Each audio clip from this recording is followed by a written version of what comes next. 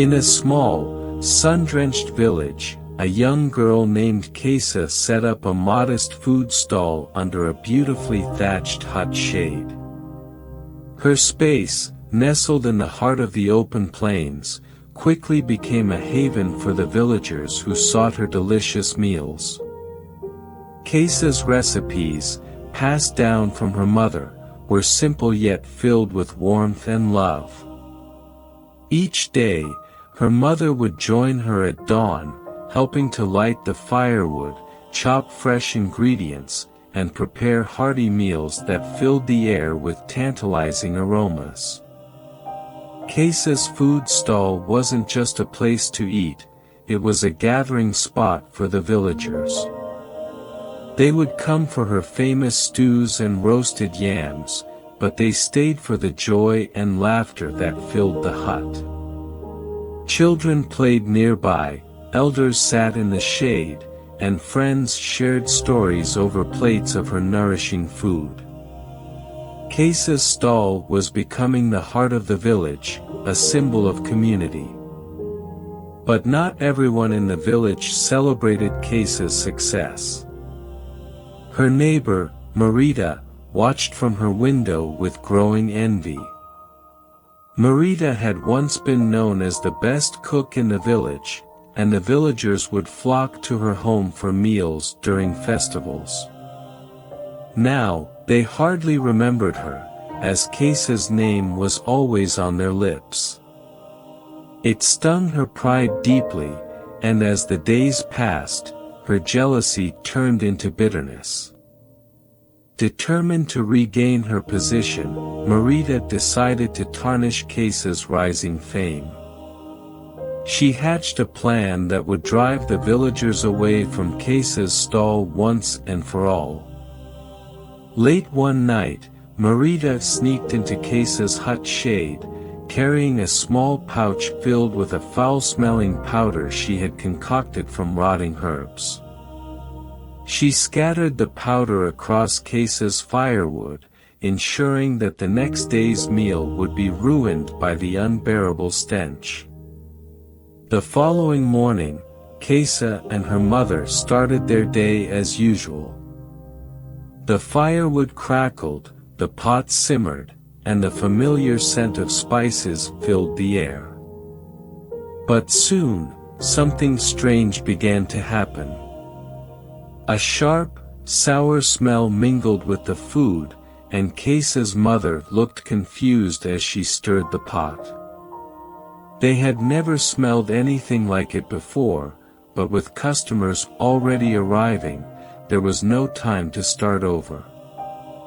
As the first villagers sat down to eat, the scent of the spoiled food hit them. Faces wrinkled in disgust, and murmurs spread through the crowd. People turned away, muttering about the strange, bitter smell. Kesa's heart sank as she watched the crowd thin out. By midday, her once bustling stall was nearly empty.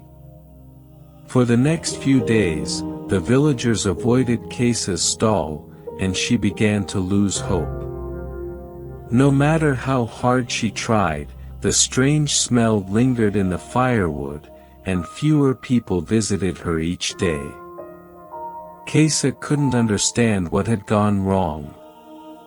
She felt her dreams slipping away, and her mother's gentle encouragement couldn't lift the weight of disappointment that pressed on her. Meanwhile, Marita reveled in her success. She watched smugly as Kesa's customers dwindled, confident that the girl's stall would soon be closed for good. But Marita's victory was short-lived. One evening, as Marita prepared a meal for herself, she unknowingly used the tainted firewood she had saved from Kesa's hut. As the fire crackled and the pots bubbled, the same foul stench filled her kitchen. The smell seeped into her walls and clung to her clothes, refusing to leave. In her haste to ruin Kesa, she had cursed her own home with the same terrible odor.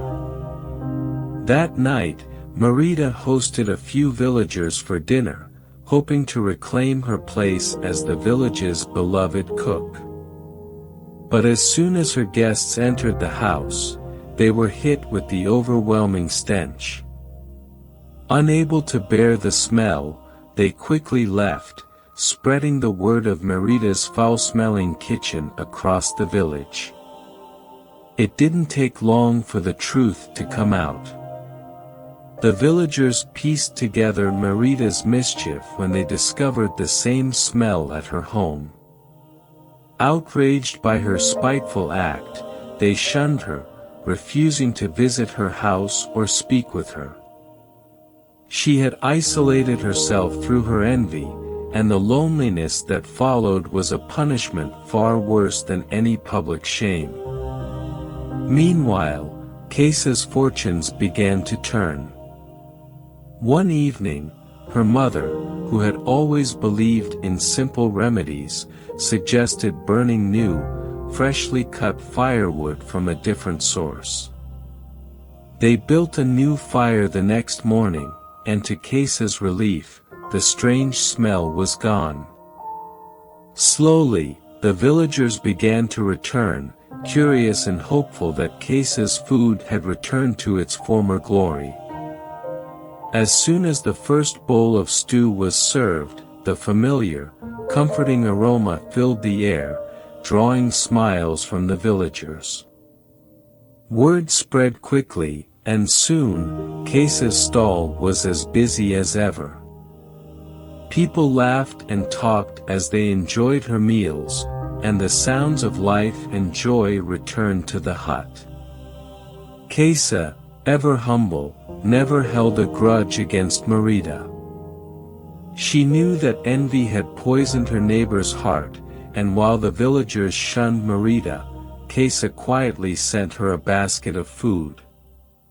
It was her way of saying that kindness and love would always prevail over malice. Marita, humbled and ashamed, learned the hard way that envy only destroys the envious. Her house, once a place of pride, now stood quiet and cold. She watched from her window as Kesa's stall thrived once more, and for the first time, she felt a pang of regret for her actions.